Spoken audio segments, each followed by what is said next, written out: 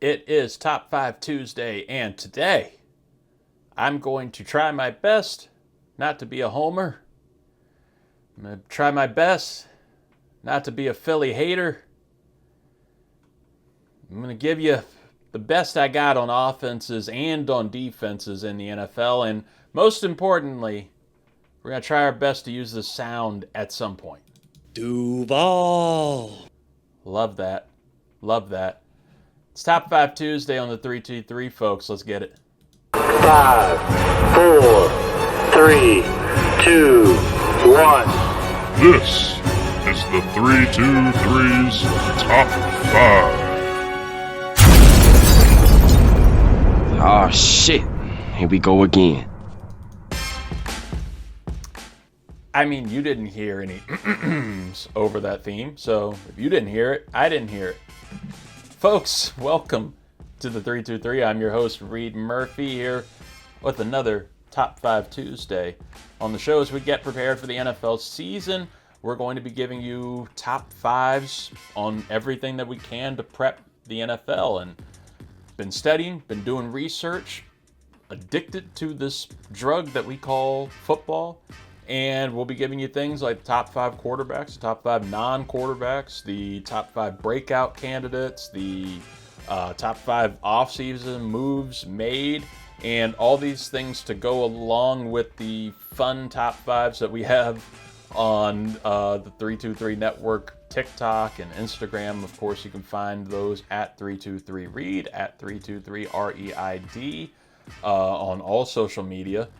And today, folks, we're going to be giving you a double dose. We're going to be diving into the top 5 offenses in the NFL going into the 2025 season and the top 5 defenses in the NFL going into the 2025 season. And we're going to start because I'm a defensive guy at heart. Like I went into a whole rant before about defense guru and lover on a 09-1 Stafford High football team. We're going to start with defense here and get into the expertise and the most fun here and what I view as the most fun and something that is a true impact on your championship ability. We've seen it with the Kansas City Chiefs and the dynasty that they produced over the years under Steve Spagnuolo's tenure as the defensive coordinator. We've seen it with the Philadelphia Eagles last year and how they were able to just completely neuter and destroy Patrick Mahomes and his magic ability there with Kansas City because of a wildly unpredictable and impressive defense that they have. So where are these teams going to rank on our top 5 going into the 2025 season? Maybe not as high as you think. Will it be a championship contender? Almost definitely. All of these teams can be contenders with the defense that they have in place, and that includes the OLIs. Just these couple of teams that didn't quite crack the top 5, but they're worthy of consideration. That includes the Vikings, the Minnesota Vikings under defensive coordinator Brian Flores. They have been dramatically improved. They even got rid of Danielle Hunter, their star pass rusher, and still managed to improve by getting somebody like Jonathan Greenard from Houston, almost a little switch up there, and just became an unpredictable force last season. Can they continue to do that? Remains to be seen. We're going to see this year. Defensive backs worry me a little bit with that team. They kind of always have in the secondary.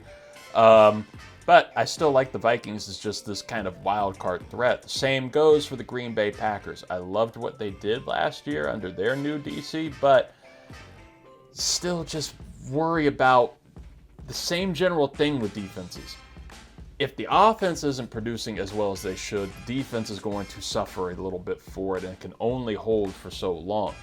They just lost Jair Alexander. Is it a big loss? Don't know, because he only played so many games over the last few years. He's an awesome threat, but they still have guys like Eric Stokes who can produce for them in the secondary. Other team that just is short, just didn't make it, might shock some people, the Detroit Lions. OLI. So much talent across that team. And it will not shock me having them as an OLI right now, and that team winds up being like number 2 or number 1 in terms of ranked defenses by the end of the 2025 season. The only thing that I worry about with them is consistency, injuries, and new coaching. They lost their defensive coordinator in Aaron Glenn. They will promote internally as teams do, but will that consistency hurt them? And you tie up consistency with their injuries. This is a team that was a threat at the start of last season, and it just lost starter after starter after starter after starter. They do have their superstar in Aiden Hutchinson, an incredible edge rusher, an incredible run stopper, a just complete game wrecker. On defense, coming back from injury, it's just about staying healthy for this team. That's what concerns me. They have a lot of young star potential on the defense, but I just get worried about them being able to stay there, and the loss of Aaron Glenn at DC, who, for whatever complaints you can give, was an incredible leader of that team and somebody who would shake shit up. So we'll see what happens with Detroit here, but number 5 on my list, get ready to argue with me. It's fine. Number 5, I got the Houston Texans. Houston is, under D'Amico Ryans, been fun. And this is why I have them at number 5. For me personally, my top 5 defenses that I'm looking forward to going into the 2025 NFL season, because they are literal havoc wreckers. Everything about them, their whole definition is just havoc. And that's what you see from them. Are you getting high risk? Yes. They have big risk potential, as you saw on Christmas last year against the Kansas City Chiefs, where they just got blown out. But you have plenty of other games where their reward potential is just massive, because they will come at you in every single way, at every angle, from whole different types of positions, and just hothead dudes who are ready to risk it all to fuck up your offense and wreck your game plan. They just added C.J. Gardner-Johnson from Philly. The absolute definition of that at safety. He is just a menace and a mercenary, and on a team of mercenaries led by awesome youth in like Will Anderson. I almost called him Will Johnson. Will Anderson, the edge rusher from Bama, paired up with Daniil Hunter, who they traded for before. Some really cool youth at linebacker, a great D-line, and potentially the best corner in the game, or somebody who could be the best corner in the game, and Derek Stingley Jr., who has just lived up to everything he was supposed to be in rivaling Sauce Gardner in their draft class. This is a team that's going to be just a wild card. Could be a true wild card in the league when it's all said and done. But it's just somebody that on any given day can ruin your day. And I like that. Number 4, another team like this, but has actual championship aspirations and championship credentials on them. Number 4 is the Kansas City Chiefs. Chiefs on defense, I mean, like, so long as they have Steve Spagnuolo coaching that defensive coordinator, and Chris Jones healthy, who I view as one of the very best players in this league, I got no fears with them. Or no fears for them, I should say. I'm always fearful of them. It does suck that they lost their star safety, Justin Reid, but I can really see Jaden Hicks, a young developmental star for them, starting to step up and continue Casey's trend of developing young defensive backs and creating stars out of them to, have alongside a truly bona fide lockdown menace in Trent McDuffie, who I think is one of the most underrated players in this league. He should be right up there in the conversation with Pat Surtain II, Derek Stingley, Sauce Gardner, whoever you want to throw up there. Trent McDuffie is somebody that scares you as a receiver, as an offensive coordinator, somebody that you have to go up against. The Chiefs, their defense, as much as people want to talk about Mahomes, as much as people want to talk about Kelsey, that defense from the start has been the secret sauce and the weapon X to their dynasty. So losing Justin Reid hurts. Health injury concern, that is always a problem, but as long as you got Spags, man, you're going to be in the top 5. Number 3, though, keep them in the same division in the AFC West, the Denver Broncos. This is already a team that stepped up way over expectations last season. They have been just a pass rushing specialty. Why can't I not say words like that? A pass rush specialty under defensive coordinator Vance Joseph, which, funny and awkward, used to be their head coach. Came back, now he's got a smaller office and a lot less responsibility and having a lot more fun, and you can see it with this kind of team. And not only were they a threat last year with the reigning Defensive Player of the Year and Pat Surtain second. Like, Surtain is always a threat, but now you're adding dudes from, like, San Francisco, who I will be the first to admit it's a little high risk, high reward with them when it comes to injuries and also, like, what they bring as leaders and what they bring as consistent threats. Like, we have, Dre Greenlaw and Talanoa Hufanga. Hopefully I said that right. For whatever reason, Scott's the better with pronunciations on these names. Comes from the college help. But they're bringing them in from San Francisco in free agency, and they should be worthy helps and worthy threats for that defense to help them out. And you draft Jahdae Barron, who honestly was like a steal for that team and should be an incredibly versatile help, whether it's going to be an outside corner, slot, safety kind of work, to go alongside the studs that you had on that defense alongside Surtain last year, and Riley Moss, who was a solid cornerback too, solid lunch pail guy too.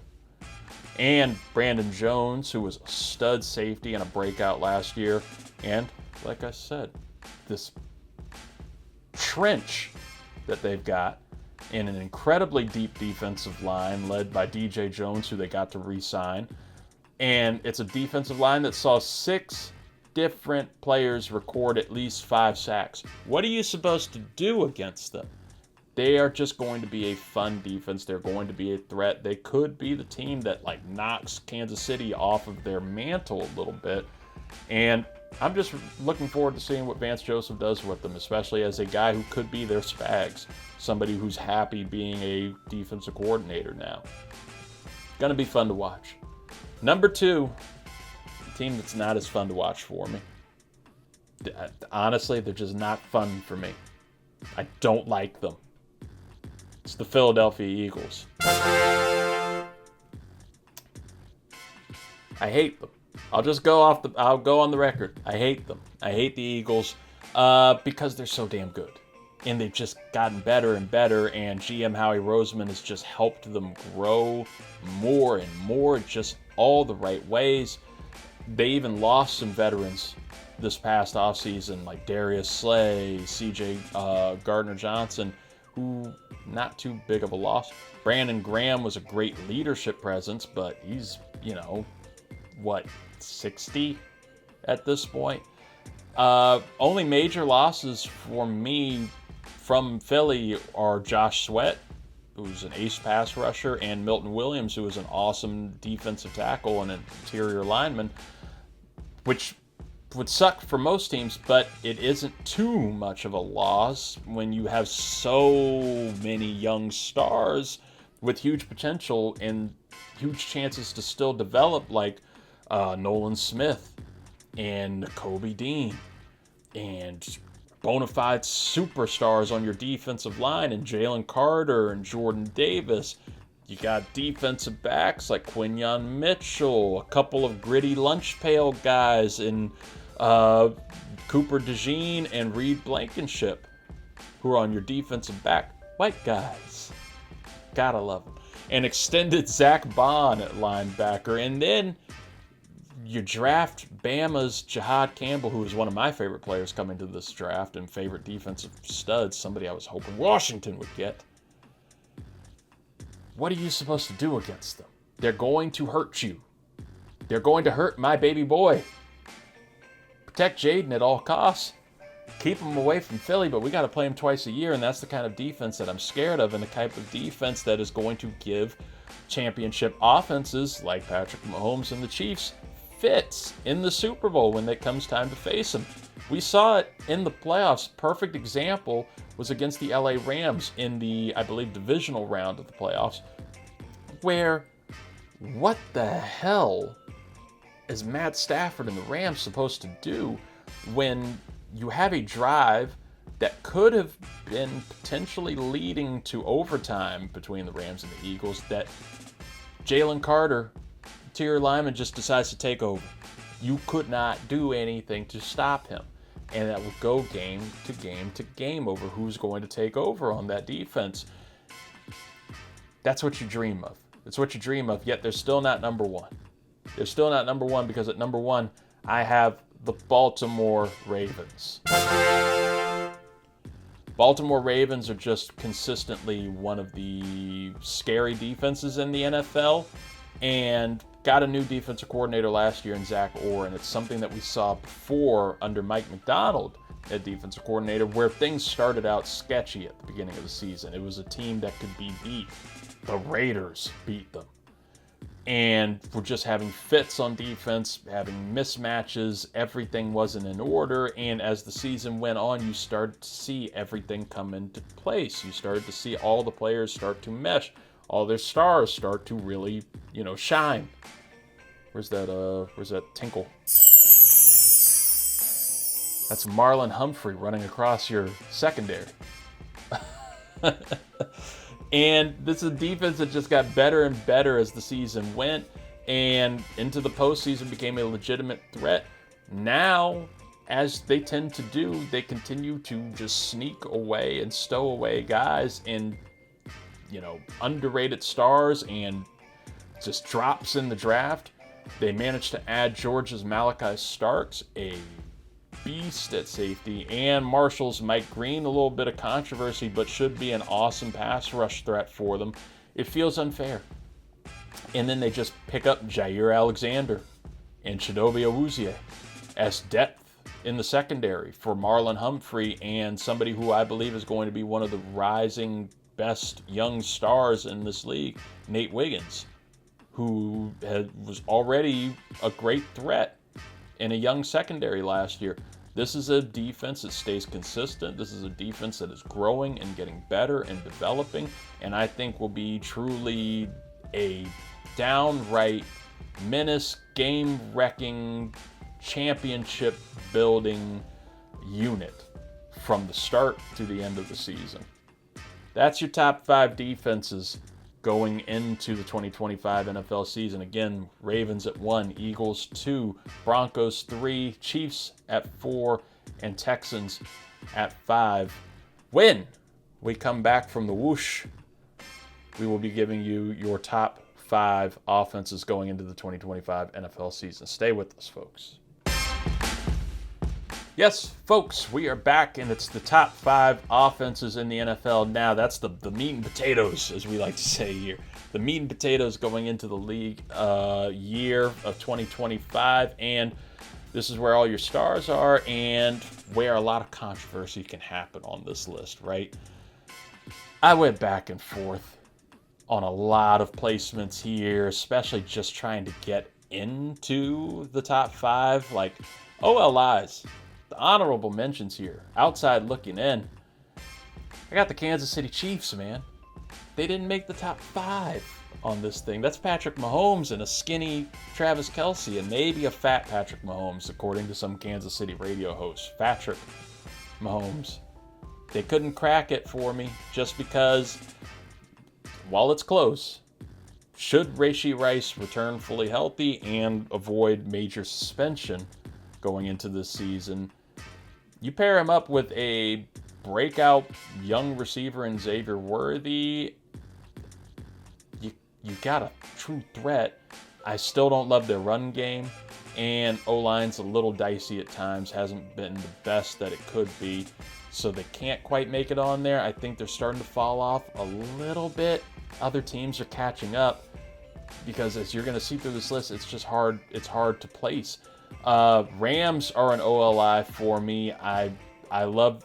They lost Cooper Kupp, gave him away, sent him to Seattle in the division, which is nasty work. Nasty work, but it usually tells you something. I've learned. Donovan McNabb, Deshaun Jackson. But I love their addition in Devontae Adams. I think that is an actual improvement over Cooper Kupp for your number 2 receiver, because Puka Nacua will be your true number 1, and they managed to keep some continuity by re-signing Tutu Atwell. Hopefully Kyron Williams stays healthy at running back, but you can't trust it, and I don't quite know yet what they have with Blake Corum alongside a mid to good O-line and a continuously aging quarterback in Matt Stafford, who's still a dog, but you know, we're getting up there. At some point that the cliff is going to be there. The cliff will be there for him, and one of the toughest players in league history, the hits will catch him. And final OLI here, the Washington Commanders. Try not to be a homer. Like I said, I can't. I've gotta keep the rose-colored glasses or the burgundy-colored glasses off. But I still view this as a tough-ass offense and a fun-ass offense. You have a vastly improved offensive line with the additions of traded for left tackle Laramie Tunsil from the Houston Texans, who still has a lot of gas in him, even at 30. And they drafted Josh Connerly Jr. from Oregon, who can really, both dudes being, having your tackles solidified are going to help boost the team's development. Of their rookies like Brandon Coleman, who was tackle last year. He's going to move to guard. I think that's a much better fit for him. It's going to help when Sam Cosmi comes back from his injury. But most importantly, it helps develop your rookie phenom in Jaden Daniels, your franchise quarterback. Only issue for me here is not only age amongst the team, which I think our average is at 28, at least before the signing of Von Miller, who's 35. It still feels like receiver can be an issue if the investment in your aging gadget receiver from San Francisco, Deebo Samuel, doesn't pan out. Because you hope that there's more gas there, that there's an in-shape kind of thing going for him. But if it doesn't work out, you're kind of a little bit screwed. He's got to maybe be better than Olamide Zaccheaus, who was awesome. And you get Noah Brown back. But am I relying on Noah Brown and KJ Osborne? No. I'm hoping not to. And you still have a contract issue with Terry McLaurin, who's also starting to age. He's awesome. He's scary. But you want to start to see something that's going to grow with Jaden over time. Tight end could continue to help you there, but you're, again, getting the last fumes of Zach Ertz. You re-signed John Bates, who's awesome, and you have a versatile impact potential breakout in Ben Sinnott. There's just a lot of things that are left to be desired with Washington, and I can't quite put them on number 5, but they didn't make an argument and a case with my actual number 5, and shout out Scott Elliott's the Tampa Bay Buccaneers.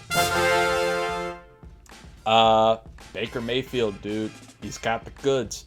He's low-key an MVP candidate in a loaded and ultimately fun offense that you first think is led by an aging star in Mike Evans, who gonna be a Hall of Famer. Don't want to hear any arguments about it. He will be a Hall of Famer, first ballot Hall of Famer. And you have Chris Godwin, who's recovering from a terrible injury last year. Should be back. Should be, you hope, back to the same speed, because he was going crazy for Tampa last year. But you now boast a sneaky Rookie of the Year contender in Emeka Egbuka, your first-round wide receiver. And you have a great running threat crew, just a unit led by rookie sensation last year, Bucky Irving, but you also still get Rachaad White and Sean Tucker in there. And as I mentioned before, arguably the best offensive tackle in the league, Tristan Wirfs, who just completely shoots up a really, really solid offensive line. Only downside is you have a new offensive coordinator in the internally promoted Josh Grizz Gang. And this comes after losing your, potential magic of the team and potential magic of the offense from Liam Cohen, who went to Duval. Got that in there. But you're talking about losing magic with Cohen. You didn't lose it when you lost your previous offensive coordinator, Dave Canales, to Carolina just the year before. So this could be a Baker thing. This could be a Tampa Magic kind of thing. We're going to find out this year. I would bet that they're going to be pretty damn good. Another team that's going to be pretty damn good in an offense that is going to be consistent and has some great continuity here. Number 4 might be a shock to some people, the Buffalo Bills. Yeah, I got the Bills low. I might be literally insane to rank this Bills offense and the reigning MVP and Josh Allen so low. But I'm not crazy about the cast on this offense. I can feel a little confident in putting them at 4, putting them above Tampa, putting them above Washington. But it's like, last year they can light you up under the power of Josh Allen. But I want to love an offense that can lose its star quarterback and still be a threat. I'm not confident in this team if they lose Josh Allen. He is their offense. And James Cook is a stud at running back, but I don't absolutely fear him or his consistency. And the same can be said for the wide receiver core, which is led by a legitimately solid Khalil Shakir, who's developed and risen awesomely and got his money. And you could have a breakout in Keon Coleman, who I really do love as a receiver and loved his time at FSU. And then you have the face of inconsistency in Dalton Kincaid at tight end. I don't know, man. I just can't trust them. I can see, it's one of those things where, I can see this team being great and the offense being a powerhouse, but I could also see them taking a legitimate step back. So time will tell, but I've got them at number 4. Number 3, team that I could see take a little bit of a step back too, but still be just a menace. Again, I hate them. On offense, number 3, the Philadelphia Eagles. I hate that they have their 3rd new offensive coordinator in as many years. But how can you doubt the league's best offensive line? It is truly the best offensive line, led by, again, 2 arguable best tackles in the league, Jordan Mailata and Lane Johnson. You also have 2 superstar wide receivers in A.J. Brown and Devontae Smith. You have a true and tested leader and dog in Jalen Hurts. And obviously you have somebody who was arguably the league MVP last year in Saquon Barkley, putting up 2,000 yards. A 2,000-yard season. Could have broken the overall league record last year if they had wanted to and wanted to test that. And obviously, you're probably going to take a step back at running. Your running back having a 2,000-yard season, probably it's going to be a step back, but step back from 2,000 yards, shit, that's great. This is still going to be a tough-ass offense, but not as tough as my number 1. Or my number 2, for that matter, because we got to get to 2 first. Number 2, the Detroit Lions. Lions, ballers, scary, grit. Grit is the best way to always describe them, and you lost one of your true grit guys in Frank Ragnow at center. That sucks, but still remains an awesome O-line led by Penei Sewell, who is just a monster in every definition of the word. And this is also going along with truly terrifying receiver threats in Amon-Ra St. Brown, Jameson Williams, Sam Laporta at tight end, and by far the most exciting run game combo in the law firm of Jahmyr Gibbs and David Montgomery. Just true lightning and thunder. I think Jahmyr Gibbs, for giving a little preview for the fantasy season, I think he's going to have one of the best running back seasons in years. And that's coming off 2,000 yards from Saquon. But the problem for me in Detroit is you have a new offensive coordinator in Josh Morton. And is that going to hurt? Losing somebody like Ben Johnson, who was viewed as just a genius and an offensive guru and somebody who was crazy experimental and very fun for this team. It's gonna be a little bit of a mess probably at the start. Honestly, going to be a little bit inconsistent. Maybe things tune up though as the season goes, and also your quarterback Jared Goff. Is he going to remain a fringe MVP candidate, or is he going to fall into old habits again in the postseason like we saw against Washington, where just whatever like Rams Jared Goff came out? Still a fringe MVP candidate and somebody who's worthy of leading this badass of an offense. I got him at number 2, but again, number 1. And I don't like this team. I don't like this city. I honestly hate the city. It scares me. Awesome aquarium though, but number 1 on my offense is Baltimore Ravens. Because I mean, it's Lamar Jackson and Derrick Henry leading the show, so yeah, they're going to be tough. They're going to be rough. And then you add in somebody like DeAndre Hopkins, who is legitimately a perfect Baltimore free agent wide receiver. Old, used to be a superstar, probably still going to give you about 900 yards, maybe 1,000. Going to give you some great touchdowns too if he can stay healthy. I mean, he was still a star in Kansas City for a bunch of different games last year. Disappeared a little bit in the Super Bowl, but what can you ask for? And you just need him to be a part of a load of teasing depth of wide receivers and potential talents who are just going to taunt you with their talent but never really take off. So looking at you, Rashad Bateman and Isaiah Likely. Get your toes in. Do those exercises there. You just need those guys to help out Zay Flowers. And you got a stud star there. A very menacing offensive line led by a thankfully extended Ronnie Stanley. And young stars in Roger Rosengarten and Tyler Linderbaum. Hell of a name for an offensive line, man. A lot of names there. A lot of words, a lot of letters. Overall, all you need is Lamar Jackson and Derrick Henry to stay healthy. Even if Lamar goes down, Cooper Rush is the number 2. I actually like him in Todd Monken's offense. Keep Derrick Henry healthy, or continue to utilize some of that running threat that you have along this team. Baltimore's always great with that. Can be a little inconsistent, but when the time is right, they will step up, and it's going to be nearly impossible to take them down all year.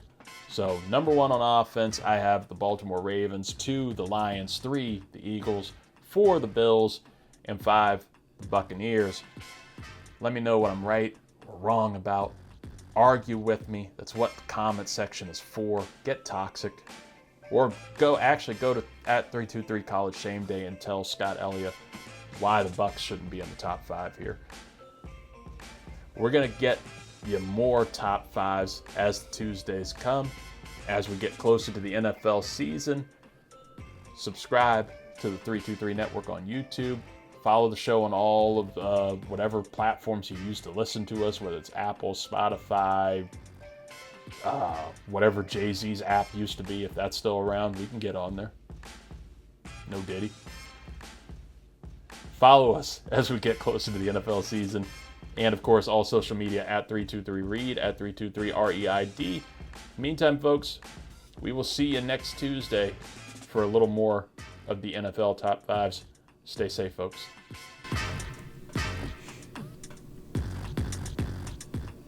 Duval.